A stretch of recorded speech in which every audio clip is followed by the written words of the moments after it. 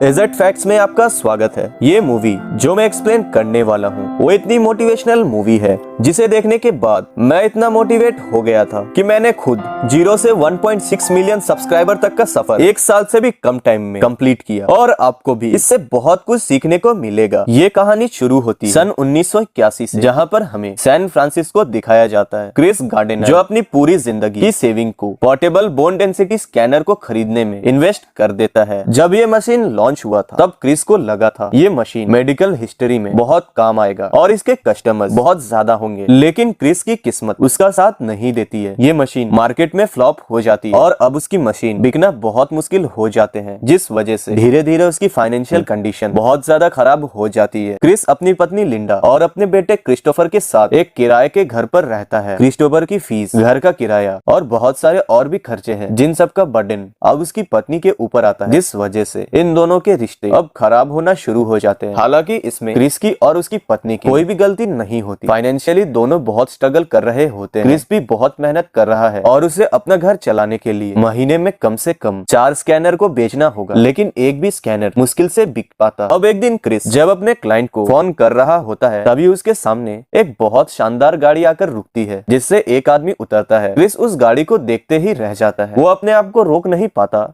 और उस आदमी से पूछता है, I got 2 questions. What you do and how do you do it? यानी कि आप क्या करते हैं और इस सब को कैसे मैनेज करते हैं।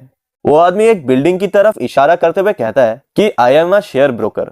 और जब क्रिस उस बिल्डिंग की तरफ देखता है तो वहां से जो भी कोई निकल रहा होता है, सबके सब खुश होते हैं। उनके चेहरों पर मुस्कुराहट होती है जो क्रिस की जिंदगी से लगभग पूरी तरह से गायब हो चुकी है। और क्रिस तय करता है कि वो भी एक शेयर ब्रोकर बनेगा। वो घर जाता है और अपनी पत्नी से कहता है, मैं सोच रहा हूँ मैं इस काम को छोड़ दूं और कोई जॉब कर लूं। उसकी पत्नी कहती है कि तुम बिल्कुल सही सोच रहे हो, वैसे भी तुम्हारी मशीन कोई नहीं खरीदता। वो कहता है कि मैं सोच रहा हूँ मैं एक शेयर ब्रोकर बन जाऊं। उसकी पत्नी उसे हैरानी से देखते हुए कहती है, नॉट एन एस्ट्रोनॉट, मतलब तुम एस्ट्रोनॉट नहीं बनना चाहते। दरअसल उसकी पत्नी को उसके ऊपर बिल्कुल भी कॉन्फिडेंस नहीं है। एक तरह से वो क्रिस का मजाक उड़ाती है। ये सुनकर क्रिस को बिल्कुल भी अच्छा नहीं लगता। उसकी पत्नी अब तय कर लेती है कि वो क्रिस के साथ नहीं रहेगी और वो अपने बेटे को लेकर घर छोड़कर चली जाती है। क्रिस को इस बात से बहुत गुस्सा आता है। वो अपनी पत्नी से मिलता है और कहता है कि अगर तुम जाना चाहती हो तो जा सकती हो, लेकिन मेरा बेटा मेरे साथ रहेगा। क्योंकि क्रिस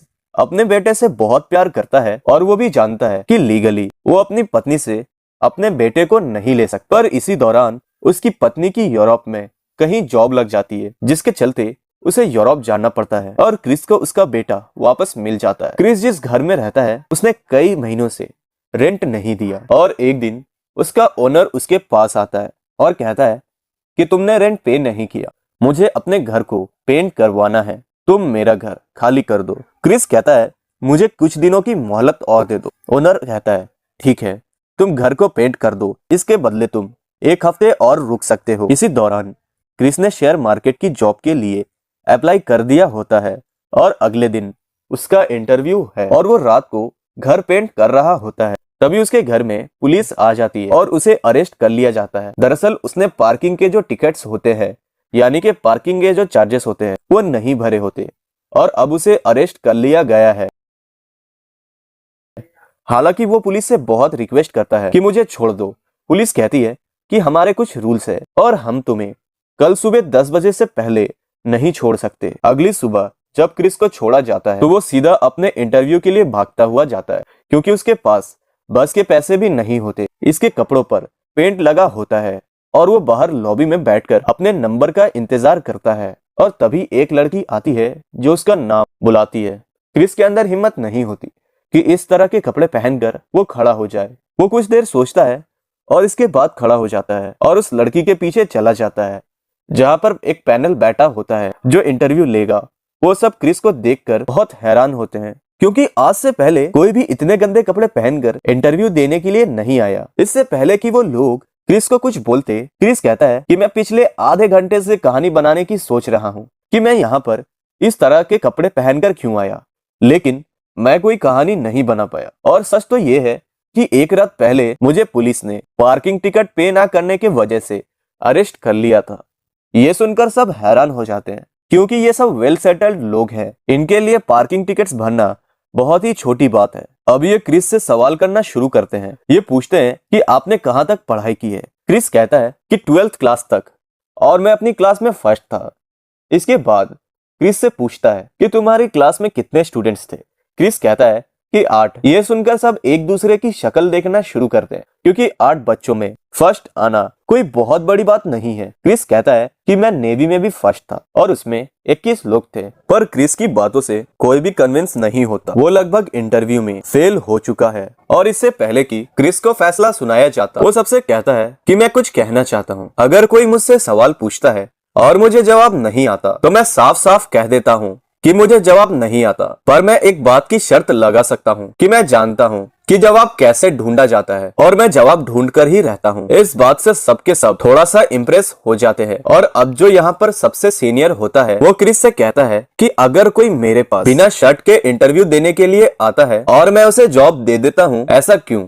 क्रिस कहता है शायद उसने बहुत ही शानदार पैंट्स पहने होंगे। यह सुनकर सबके सब हंसना शुरू कर देते हैं, क्योंकि यह बहुत ही बेहतरीन जवाब था। इस जवाब के बाद क्रिस को सेलेक्ट कर लिया जाता है। इसी पैनल में एक आदमी होता है जिसका नाम जैक है, जिसे क्रिस पहले से जानता है। वो जैक को कहता है कि मैं तुम्हें सोच के बताऊंगा कि मैं इंटर्नशिप ज्वाइन करूंगा कि नहीं। यह बात सुनकर वो हैरान हो जाता है। वो क्रिस से कहता है कि पिछले कई दिनों से तुम इस जॉब के लिए मुझे चेस कर रहे थे और आज जब तुम्हें सेलेक्ट कर लिया गया है तो तुम कह रहे हो कि तुम मुझे सोचकर बताओगे। क्रिस कहता है कि मुझे नहीं पता था कि एक इंटर्नशिप है।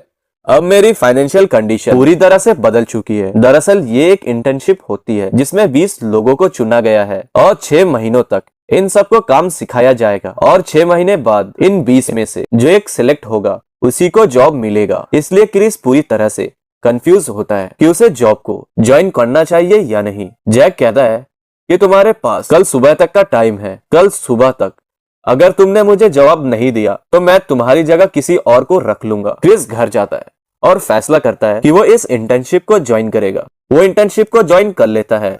साथ ही वो अपने स्कैनर्स बेचकर इतने पैसे इकट्ठे कर लेता है कि उसके पास अब 6 महीने का बजट है। वो अपना घर भी शिफ्ट कर लेता है। अब वो एक छोटे से घर में अपने बेटे के साथ रहता है और एक शाम को जब वो ऑफिस से घर आता है तो उसे बैंक की तरफ से, गवर्नमेंट की तरफ से एक लेटर मिलता है जिसमें लिखा होता है कि आपने अपना टैक्स नहीं भरे, इसलिए आपके बैंक में जितने भी पैसे हैं उस सारे अमाउंट को गवर्नमेंट ने ले लिया है। इस बात से क्रिस की पूरी दुनिया बदल जाती है। उसके पास पैसे कमाने का कोई भी अच्छा जरिया नहीं है। हालांकि ये गवर्नमेंट को कॉल भी करता है, लेकिन इसका कोई फायदा नहीं होता। कुछ दिन और बीत जाते हैं और अब वो इस घर का भी रेंट नहीं दे पाता। और एक रात को जब वो अपने बेटे के साथ वापस आता है तो वो देखता है कि उसका सामान बाहर है। उसे नहीं पता कि उसे कहाँ जाना है और उसके पास उसका बेटा, उसका सामान और जेब में पैसे नहीं हैं। इसलिए वो अपने एक दोस्त के पास जाता है जिसने कभी उससे कुछ डॉलर्स उधार लिए थे। वो उसका दरवाजा खटखटाता है और कहता है कि मुझे मेरे पैसे वापस करो। और उसका दोस्त दरवाजा नहीं खोलता क्योंकि वो उसके पैसे नहीं लौटाना चाहता। क्रिस अब पूरी तरह से हताश है। उसके पास उसका सामान है, साथ ही उसका छोटा सा बेटा। उसे समझ नहीं आता है कि उसे क्या करना चाहिए। वो अपना सामान और अपने बेटे को लेकर मेट्रो स्टेशन पर जाता है और सोच रहा होता है कि अब वो कहाँ जाएगा। ना तो उसके पास घर है और ना ही पैसे। क्रिस का बेटा क्रिस्टोफर पूछता है कि हम कहाँ जा रहे हैं। क्रिस कहता है कि मुझे नहीं पता। उसके पास जाने के लिए, रहने के लिए कोई भी जगह नहीं है। और तभी क्रिस के मन में एक आइडिया आता है।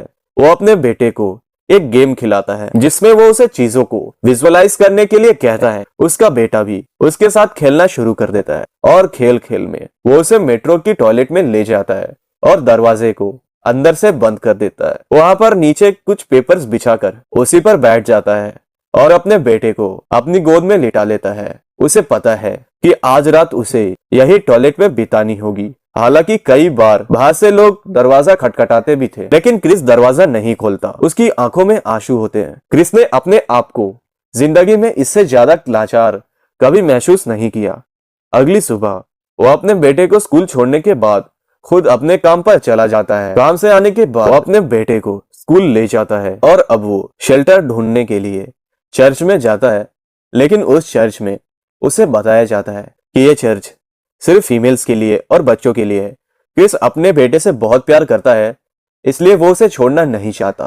वो एक दूसरे चर्च में जाता है जहाँ पर उसे जगह मिल जाती है। लेकिन अगर उसे रोज चर्च में रहना है तो उसे टाइम पर यहाँ पर आना होगा, क्योंकि लाइन के शुरू के कुछ लोगों को ये चर्च में शेल्टर मिलता है, बाकी लोगों को नहीं दिया जाता है क्योंकि यहाँ पर लिमिटेड जगह है। और क्रिस का असली स्ट्रगल अब शुरू होता है। हालांकि उसका ऑफिस 7 बजे तक है, लेकिन वो तय करता है कि वो 5 बजे तक ही काम करेगा। इसलिए वो पूरा दिन पानी नहीं पीता, क्योंकि अगर उसने पानी पिया तो उसे टॉयलेट जाना होगा, जिसमें टाइम वेस्ट होगा और वो अपने काम को 5 बजे तक खत्म नहीं कर पाएगा। इसलिए वो दिन भर लगातार और काम करता रहता है। इसी तरह से अब क्रिस के दिन गुजरना शुरू हो जाते हैं। वो काम करता है, अपने बेटे को स्कूल लाता है और इसके बाद चर्च की लाइन में लग जाता है। अभी भी उसके पास एक स्कैनर बचा होता है जिसे वो बेचकर कुछ पैसे कमाना चाहता है।